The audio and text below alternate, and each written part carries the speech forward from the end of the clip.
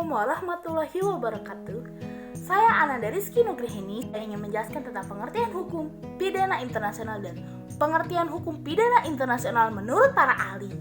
Yang pertama adalah pengertian hukum pidana internasional yang sering juga disebut juga International Criminal Law, yang artinya adalah hukum yang menentukan hukum pidana nasional yang telah diterapkan terhadap kejahatan-kejahatan yang nyata telah dilakukan bila mana terdapat unsur-unsur internasional di dalamnya. Yang kedua, saya ingin menjelaskan tentang pengertian hukum pidana internasional menurut para ahli. Menurut Syarif Bassuni, ia mengatakan bahwasannya hukum pidana internasional adalah hasil penggabungan dua disiplin hukum melengkapi dan mengisi. Disiplin hukum tersebut adalah aspek hukum pidana internasional dan aspek hukum pidana nasional. Sekian dari penjelasan saya. Selanjutnya akan dijelaskan oleh teman saya Eka. Halo guys. Oke, di sini kita akan melanjutkan vlog kita ini, di mana tadi sudah dijelaskan beberapa definisi dari hukum pidana internasional oleh teman saya Ananda Rizky dan dilanjutkan oleh saya. Nah, jadi hukum pidana internasional menurut George Sirazenberger, bukan burger ya, bukan burger. Kayak jadi lapar kan, tahan puasa. Bentar lagi aja. Kita lanjut. Maaf garing. Nah, jadi menurut beliau definisi hukum pidana internasional ini ada 6. Apa saja? Yang pertama itu hukum pidana internasional dalam arti lingkup teritorial. Di mana dalam arti lingkup teritorial ini, jadi pidana berlaku di wilayah atau tempatnya masing-masing. Yang kedua ada hukum pidana internasional dalam arti kewenangan internasional yang terdapat dalam hukum pidana internasional. Dan yang ketiga ada hukum pidana internasional dalam arti kewenangan internasional yang terdapat dalam hukum pidana nasional. Jadi bisa dibedakan ya. Yang kedua itu yang terdapat dalam hukum pidana internasional dan yang ketiga dalam hukum pidana nasional. Jadi nggak hanya terdapat di dalam hukum pidana internasional, tetapi juga terdapat dalam hukum nasional gitu. Dan yang keempat, hukum pidana internasional dalam arti ketentuan hukum pidana nasional yang diatur sebagaimana mestinya hukum itu patut dalam kehidupan masyarakat, berbangsa, dan bernegara. Lanjut, yang kelima, hukum pidana internasional dalam arti bekerja sama dalam mekanisme administrasi peradilan pidana nasional. Jadi bekerja sama. Terus yang keenam, hukum pidana internasional dalam arti kata material. Nah, di sini dalam arti kata material ini di mana sebuah bahan. Jadi hukum pidana internasional ini menjadi bahan di sini gitu. Kita lanjutkan guys. Jadi definisi hukum pidana internasional selanjutnya itu menurut Eddie Ostiris. Nah, menurut beliau, hukum pidana internasional ini merupakan seperangkat aturan menyangkut kejahatan-kejahatan internasional yang penegakannya dilakukan oleh negara. Saya akan membahas tentang subjek hukum pidana internasional. Subjek hukum pidana internasional menurut International Law Commission atau ILC atau juga bisa disebut Komisi Hukum Internasional dan Statuta Roma 1998. Subjek hukum pidana internasional adalah individu atau orang perseorangan.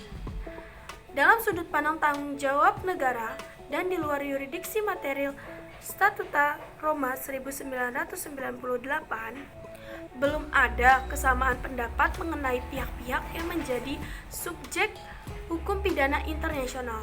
Kemudian dibahas lebih lanjut mengenai subjek hukum tersebut berupa individu, negara, dan badan negara.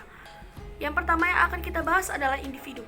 Individu sebagai subjek hukum pidana internasional dapat dilihat salah satunya dalam Piagam London 1945.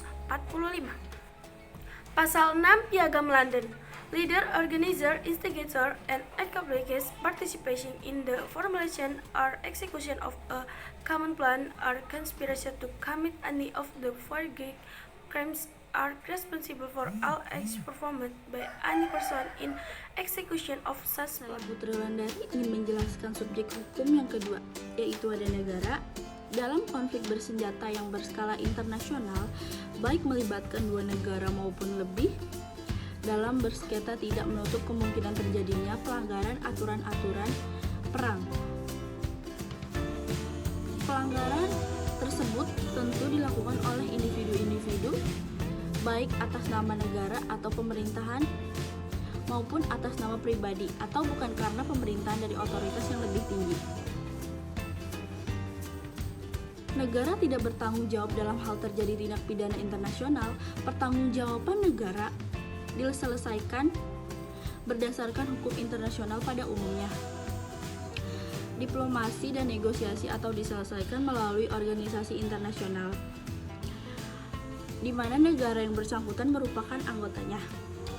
Yang ketiga yaitu ada badan hukum swasta. Badan-badan hukum swasta baik swasta nasional maupun swasta internasional atau multinasional dapat menjadikan subjek hukum pidana nasional, dan dengan demikian tentunya dapat menjadi subjek hukum pidana internasional, hanya saja dalam ruang lingkup yang lebih terbatas dibandingkan dengan individu. Contoh dalam terjadinya tindak pidana lingkungan yang berskala internasional. Selanjutnya, asas-asas hukum pidana internasional. Asas-asas hukum pidana internasional yang berasal dari hukum internasional ada 6. Yang pertama, fakta sans servanda, yaitu perjanjian dibuat mengikat para pihak ibarat undang-undang. Yang kedua, asas itikat baik, yaitu semua kewajiban yang harus dilakukan dengan sebaik-baiknya. Selanjutnya, yang ketiga ada asas kemerdekaan, kedaulatan, dan kesamaan derajat negara-negara, yaitu menempatkan negara-negara dunia tanpa pandang bulu, karena semua negara memiliki kedudukan yang sama. Yang keempat, asas non-intervensi, yaitu negara tidak boleh campur tangan atas masalah dalam negeri negara lain, kecuali negara itu menyetujui secara tegas. Yang kelima, asas hidup berdampingan secara damai, yaitu menekankan pada semua negara dalam menjalankan kehidupannya baik secara internal maupun eksternal, supaya dilakukan dengan cara hidup yang damai. Yang terakhir ada asas penghormatan dan perlindungan terhadap hak asasi manusia, yaitu adanya kewajiban pada setiap negara bahwa untuk siapapun untuk menghormati dan melindungi hak asasi manusia dalam situasi dan kondisi sebagaimanapun. Selanjutnya akan dibacakan oleh Risa Milenia.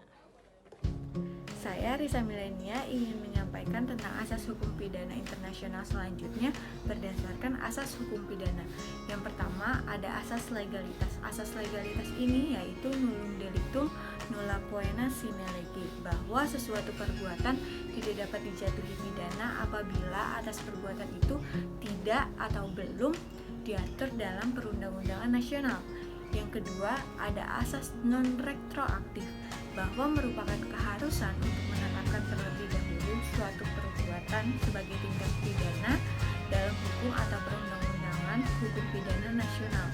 Yang ketiga ada asas kulpabilitas. Asas kulpabilitas ini bahwa seseorang hanya dapat dipidana apabila kesalahannya dapat dibuktikan berdasarkan peraturan perundang-undangan pidana yang dilakukan kepadanya melalui proses pemeriksaan oleh badan peradilan yang memiliki wewenang. Yang keempat ada asas teritorial. Nah, asas teritorial ini adalah asas berlakunya hukum pidana di suatu negara dan pada umumnya dianut oleh semua negara di dunia. Nah, yang kelima ada asas ekstradiksi. Asas ekstradiksi ini merupakan penyerahan seorang tersangka, terdakwa atau terpidana oleh negara tempat di mana orang tersebut berada kepada negara lain yang hendak mengadili negara yang diminta atau melaksanakan putusan peradilan negara dari negara yang diminta.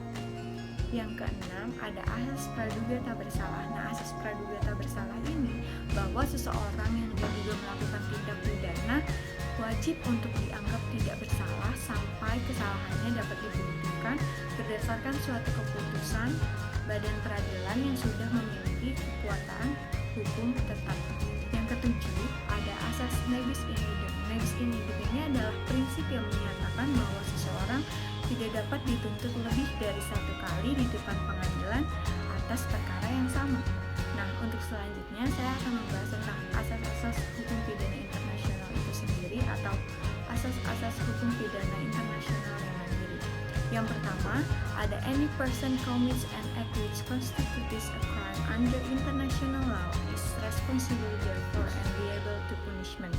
Bahwa setiap orang yang melakukan perbuatan yang diatur sebagai kejahatan menurut hukum internasional harus bertanggung jawab dan oleh karena itu dapat dijatuhi hukuman. Kedua, ada the fact that internal law does not impose penalty for an act which is constitutes a crime under international law does not relieve the person who committed the act from responsibility 15 under international law. Bahwa sebuah kenyataan hukum nasional tidak menjatuhkan hukuman terhadap perbuatan yang diatur sebagai kejahatan berdasarkan hukum internasional dan tidak membebaskan seseorang yang melakukan perbuatan tersebut dari pertanggungjawaban berdasarkan hukum internasional.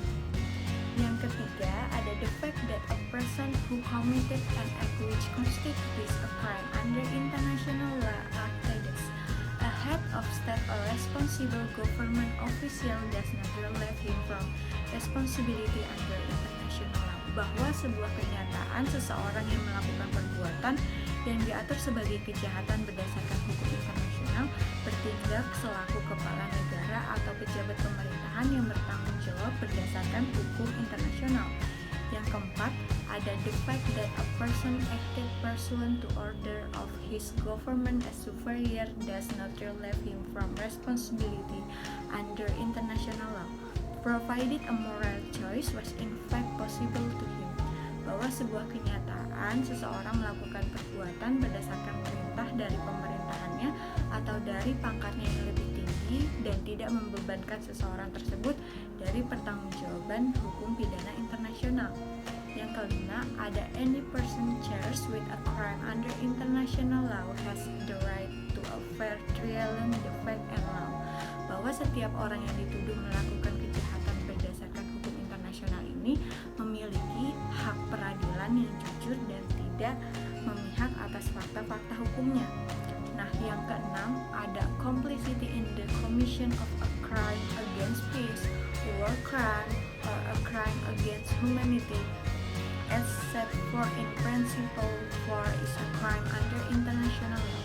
Bahwa keterlibatan dalam suatu perbuatan kejahatan terhadap perdamaian, kejahatan perang, ataupun kejahatan terhadap kemanusiaan sebagaimana ditentukan dalam prinsip keempat adalah merupakan kejahatan berdasarkan hukum internasional. Baik, saya akan menjelaskan contoh kasus tentang pelanggaran HAM berat terhadap etnis Rohingya di Myanmar. Dalam Rome Statutes of the International Criminal Court 1999,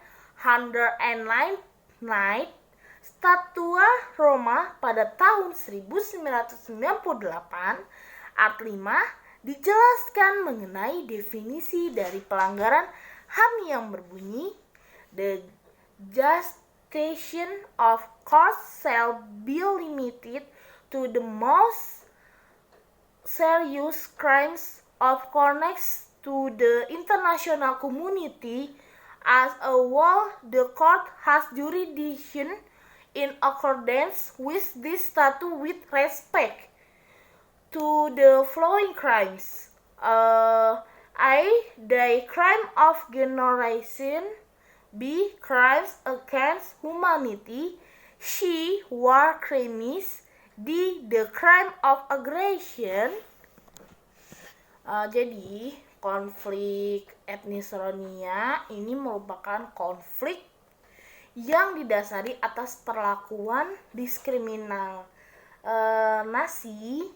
karena perbedaan etnis dan agama.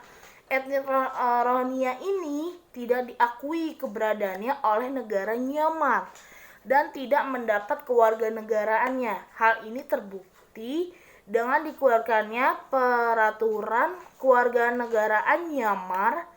Myanmar menghapus Rohingya dari daftar 8 etnis utama, yaitu Burmas, Kachsis, Karins, Karenni, Chin, Won, Arakan, Shan, dan dari 135 kelompok etnis tersebut, kelompok kecilnya dari 135 kelompok etnis kecil lainnya, Presiden Myanmar bernama Thein Sein melakukan pengusiran pada etnis ini dengan mengatakan dalam forum internasional bahwa Rohingya are not our people and we have not duty to protect them. Presiden Thein Sein menginginkan etnis Rohingya dikelola oleh UNHCR, United Nations High Commission for Refugees, atau ditampung di negara ketiga. Selain itu, Presiden Thein Sein menyebutkan etnis Rohingya diarahkan sebagai a threat to nation security. Pernyataan yang dilakukan oleh Presiden Thein Sein tersebut berdampak buruk bagi etnis Rohingya yang tidak hanya berasal dari pemerintah saja, tetapi juga masyarakat Myanmar pada umumnya. Padahal dalam DUHAM pada the Article 19 of the Universitas Declaration of Human Rights mengatakan bahwa everyone has the right to seek and to enjoy in other continuous asylum protection. This right might not be inherent in the case of presumption genetically arising from not political crimes or from at this contracted to the people and principle of the United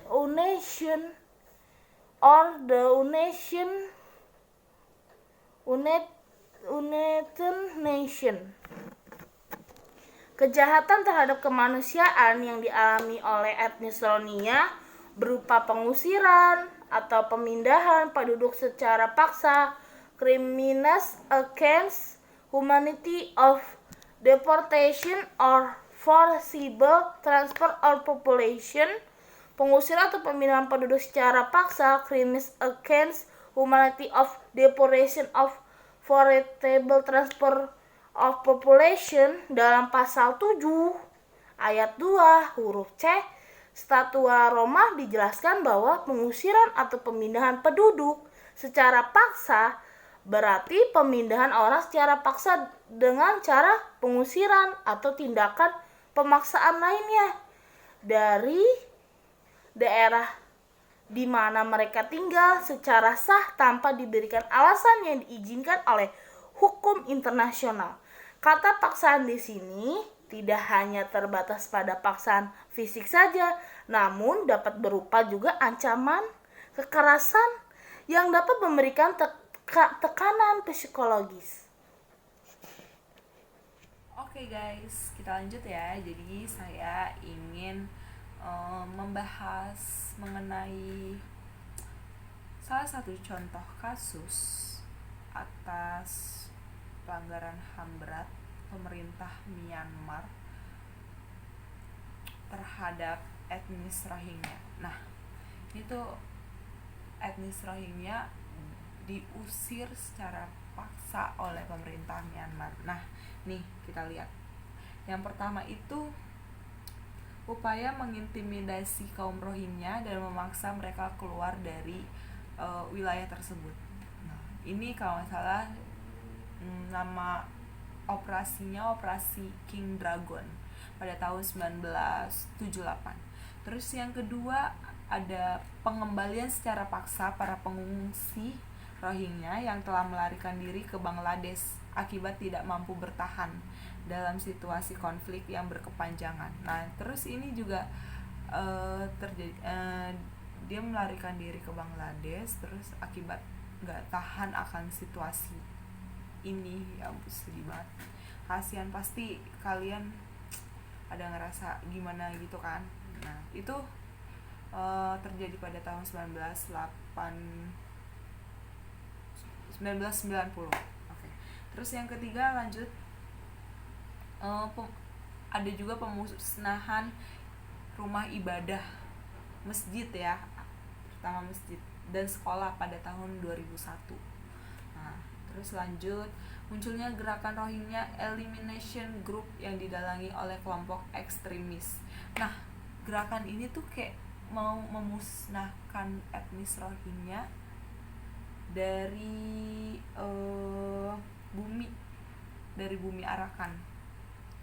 Akibat dilakukan gerakan ini, sekitar 140.000 orang dipaksa tinggal di kamp konsentrasi yang menyebabkan 200 orang tewas. Gila gak sih? Bisa dibayangin kan?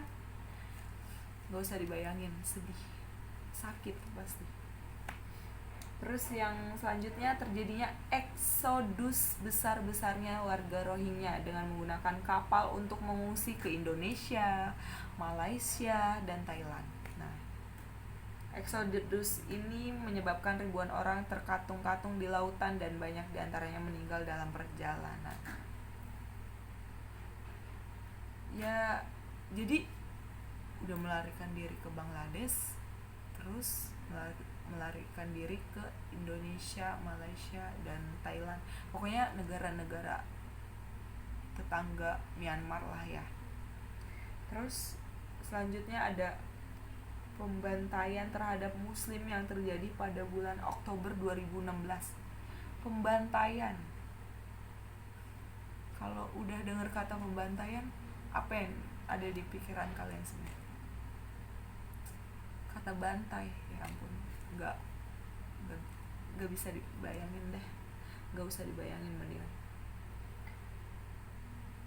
Padahal ya, dalam pasal 5 Konvensi Internasional tentang Penghapusan Semua Bentuk Diskriminasi Rasial tahun 1965, bunyinya kalau nggak salah ini, untuk memenuhi kewajiban-kewajiban dasar yang dicantumkan dalam pasal 2 konvensi ini, negara-negara pihak melarang dan menghapuskan semua bentuk diskriminasi rasial serta menjamin hak setiap orang tanpa membedakan ras, warna kulit, asal bangsa, dan suku bangsa untuk diperlukan sama di depan hukum, terutama untuk menikmati hak di bawah ini. Jadi semua orang di mata hukum sama, gak ada yang membeda-bedakan. Malah di sini dilarang keras ya untuk membeda-bedakan mau suku dari mana, bangsa dari mana.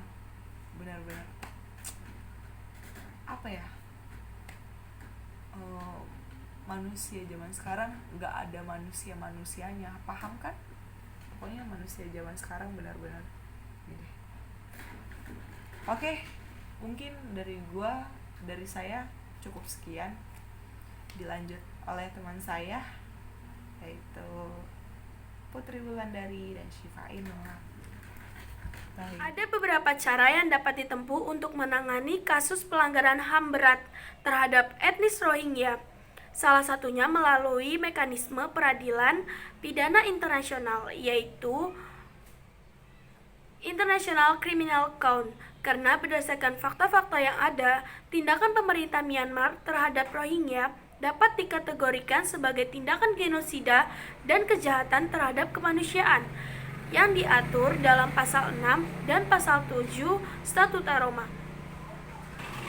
Penjelasan dari peraturan pasal 6 Statuta Roma tahun 1998 di atas memberikan pengertian bahwa genosida berarti tindak kejahatan dengan maksud untuk menghancurkan secara keseluruhan atau sebagian suatu kelompok berdasarkan bangsa, ras, etnik, ataupun agama. Perbuatan penghancuran yang dimaksud tersebut dapat dilakukan dengan berbagai bentuk kejahatan, seperti membunuh anggota kelompok, menyebabkan luka parah atau merusak mental anggota kelompok, dengan sengaja mengancam jiwa anggota kelompok yang menyebabkan luka fisik, baik sebagian maupun keseluruhan. Melakukan tindakan yang dilakukan untuk mencegah kelahiran dalam kelompok. Memindahkan anak-anak secara paksa dari suatu kelompok ke kelompok lainnya. Pasal 6 Statuta Roma, maka apa yang dilakukan oleh militer Myanmar terhadap etnis Rohingya ini dapat dikategorikan sebagai tindakan genosida. Hal ini dikarenakan kekejaman militer Myanmar telah mengakibatkan tidak hanya 1 atau 2, bahkan ribuan orang etnis Rohingya kehilangan nyawa serta mengalami gangguan jiwa, sehingga mengakibatkan etnis Rohingya yang masih bertahan hidup untuk mengungsi ke negara lain seperti Bangladesh, Malaysia, dan Indonesia.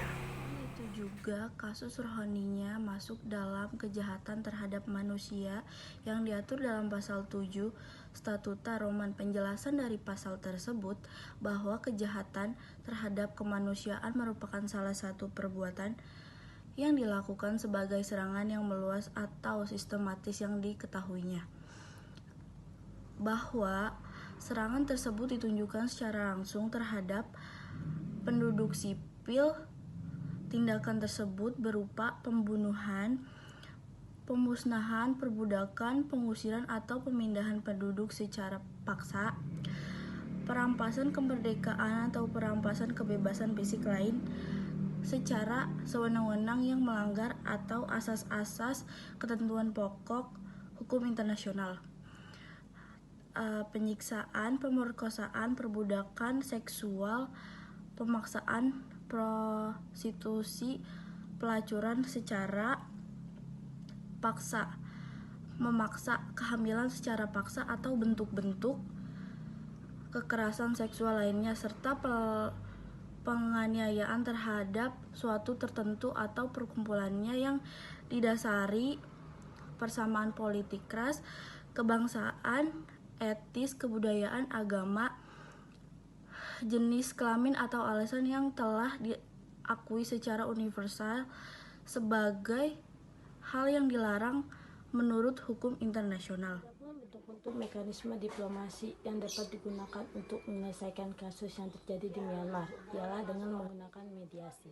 Mediasi adalah cara penyelesaian dengan melalui perundingan yang diikutsertakan pihak ketiga sebagai penengah. Pihak ketiga di sini disebut sebagai mediator. Mediator tidak hanya negara, tetapi dapat individu, organisasi internasional, dan lain sebagainya. Mengenai kasus yang terjadi pada etnis Rohingya PBB, dapat sebagai mediator untuk menengahi para pihak yang bersengketa. Pihak itu termasuk etnis Rohingya dengan pemerintah Myanmar dan penduduk warga negara Myanmar. Serta PBB dapat membantu memberikan usulan-usulan bagi para pihak untuk menyelesaikan masalah yang terjadi tanpa adanya salah satu pihak yang dirugikan. Dalam menyikapi kasus yang terjadi di Myanmar terhadap etnis Rohingya, PBB memang telah mengancam keras kepada pemerintah Myanmar untuk segera mengakhiri kekerasan yang terjadi. Namun, hal tersebut tidak ditanggapi dengan baik oleh pemerintah Myanmar dan hingga saat ini masih belum ada upaya penyelesaiannya. Jika menggunakan cara mediasi sudah digunakan oleh negara dalam menyelesaikan permasalahan yang terjadi, namun masih belum juga dapat menyelesaikan masalah tersebut. Dengan hal ini, kasus diselesaikan menggunakan cara melalui Mahkamah Pidana Internasional. Setelah mengecam Myanmar, PBB membentuk Misi Pencari Fakta Internasional PBB terkait Myanmar. Pada bulan Agustus 2018, PBB menyatakan taktik militernya. Yang pertama, sangat tidak sepadan dengan ancaman keamanan yang ada. Dan yang kedua, keperluan militer tidak pernah dapat menjadi pembenaran bagi pembunuhan tanpa pandang bulu, perkosaan berkelompok terhadap perempuan, penyerangan pada anak-anak, dan pembakaran keseluruhan desa. Myanmar menolak laporan tersebut dengan menyatakan bahwa operasinya selalu hanya menyasar ancaman milisi. Titik terang atas keadilan bagi bangsa Rohingya ini adalah setelah negara Gambia mengajukan tuntutan di Mahkamah Internasional di Den Haag pada hari Senin 11 November 2019 silam. Atas kekejaman yang dilakukan Myanmar kepada suku Rohingya, negara yang mayoritas penduduknya muslim tersebut akhirnya mendapatkan dukungan dari 57 anggota Kerjasama Islam dan Tim Pengacara Internasional. Kemudian, Gambia dan Myanmar menandatangani Konvensi Genosida 1948 yang mengharuskan negara ini mencegah dan menghukum kegiatan kejahatan genosida.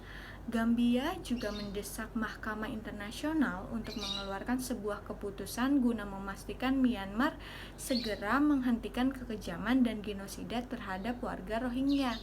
Tuntutan tersebut dipimpin oleh Abu Bakar M. Tabadow yang merupakan Jaksa Agung dan Menteri Kehakiman Gambia. Nah, tuntutan itu memperhatikan juga 4 yurisdiksi pada ICC. Yang pertama ada rationae materiae, yang artinya kejahatan-kejahatan yang telah dilakukan seperti genosida, kejahatan terhadap kemanusiaan, kejahatan perang, dan kejahatan agresi seperti yang digunakan dalam pasal 5-8 Statuta Roma 1998 ini berkaitan dengan kasus yang terjadi bahwa yang dialami oleh etnis Rohingya ini merupakan kejahatan terhadap kemanusiaan. Yang kedua ada rationae personae berdasarkan pasal 25 Statuta Roma 1998. ICC hanya mengadili individu tanpa memandang status seseorang. Jadi berkaitan dengan kasus ini, maka di sini yang bertanggung jawab atas tindakan yang dilakukan adalah individu atau perseorangannya. Yang ketiga ada rationae loci, yaitu ICC dapat mengadili kasus-kasus yang terjadi di negara di mana menjadi lokasi tempat terjadinya kejahatan tersebut. Hal ini juga diatur dalam pasal 12 Statuta Roma 1998. Nah, yang keempat ada rationae temporis berdasarkan pada pasal 11 Statuta Roma 1998 bahwa ICC hanya dapat mengadili kejahatan yang melakukan setelah tanggal 1 Juli 2002. Nah, berhubung kasus ini sudah melewati tanggal 1 Juli 2002, maka kasus yang terjadi ini dinyatakan kejahatan berdasarkan 1 Juli 2002 tersebut. Nah, peristiwa pelanggaran HAM yang terjadi di Rohingya ini telah menggugah rasa kemanusiaan banyak pihak. Tidak diakunya etnis Rohingya ke dalam bagian etnis yang berada di Myanmar dan merupakan golongan genosida, maka atas dasar-dasar hal tersebut kemudian Gambia sama-sama meratifikasi Konvensi Internasional tentang Penegakan dan Hukuman Kejahatan Genosida menuntut Myanmar di Mahkamah Internasional tersebut.